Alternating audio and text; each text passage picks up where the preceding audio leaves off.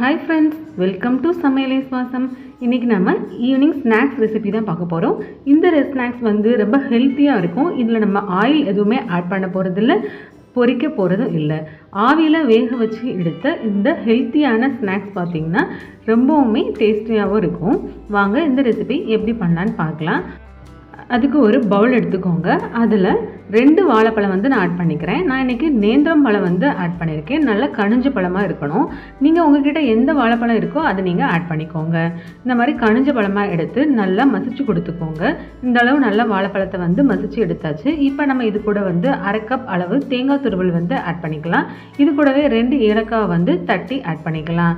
இது கூட நம்ம 1 கப் அளவுக்கு வந்து அரிசி மாவு எடுத்து வச்சுருக்கேன். அதை இது கூட நம்ம ஆட் பண்ணிக்கலாம்.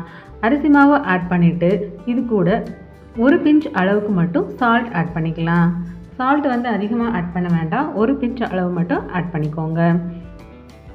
இப்போ நம்ம இதை கைகளை வச்சு நல்லாவே மிக்ஸ் பண்ணி கொடுத்துக்கலாம். வாழைப்பழமும் அரிசி மாவும் நல்லா கோட் ஆகிற மாதிரி நல்லாவே வந்து அழுத்தம் கொடுத்து மிக்ஸ் பண்ணி கொடுத்துக்கோங்க.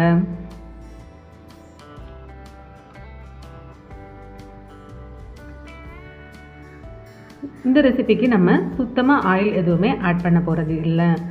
ரொம்ப ஹெல்த்தியாக இருக்கும். ஈவினிங் ஸ்நாக்ஸ்க்கு இது ரொம்ப பர்ஃபெக்டான ஒரு ஸ்நாக்ஸாக இருக்கும். இந்த அளவு பிசைஞ்சு வச்சுட்டு வேறு ஒரு சாஸ் பேன் எடுத்துக்கோங்க. அதில் 1/2 கப் அளவுக்கு நாட்டு சக்கரை ஆட் பண்ணிக்கோங்க. 1/4 டம்ளர் அளவுக்கு மட்டும் வாட்டர் ஆட் பண்ணிக்கோங்க. இது லைட்டாக கரைஞ்சி வந்தால் மட்டும் போதும், பாகு எல்லாம் காய்ச்ச வேண்டாம்.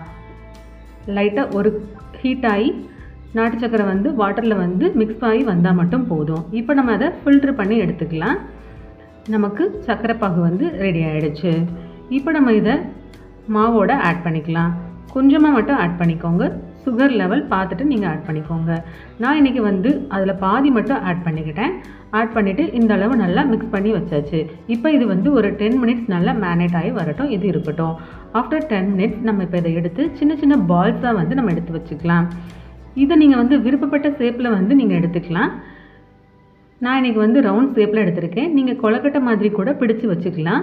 இல்லைன்னா நீங்கள் இலையில வச்சு தட்டி கூட நீங்கள் வேக வச்சு எடுத்துக்கலாம்.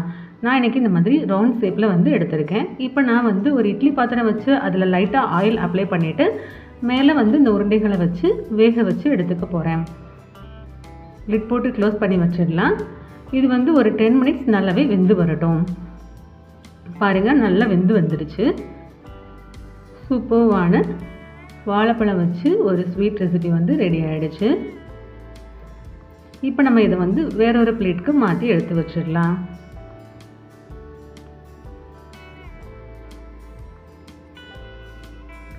ரொம்பவுமே சாஃப்டாகவும் இருக்கும்.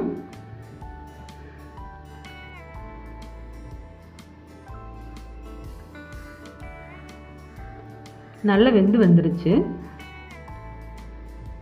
இது போலவே எல்லா உருண்டைகளையும் நம்ம வேக வச்சு எடுத்துடலாம். உள்ளவே பாருங்கள், ரொம்ப நல்லா வெந்து சாஃப்டாக வந்து கிடச்சிருக்கு. டேஸ்ட்டும் நல்லா சூப்பராக இருக்கும்.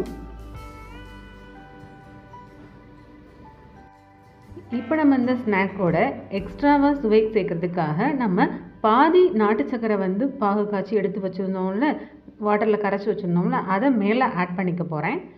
இந்த மாதிரி சாப்பிடும்போது இன்னும் எக்ஸ்ட்ராவாக டேஸ்ட்டாக இருக்கும். இதே போல் நீங்களும் வீட்டில் ட்ரை பண்ணி பாருங்கள்.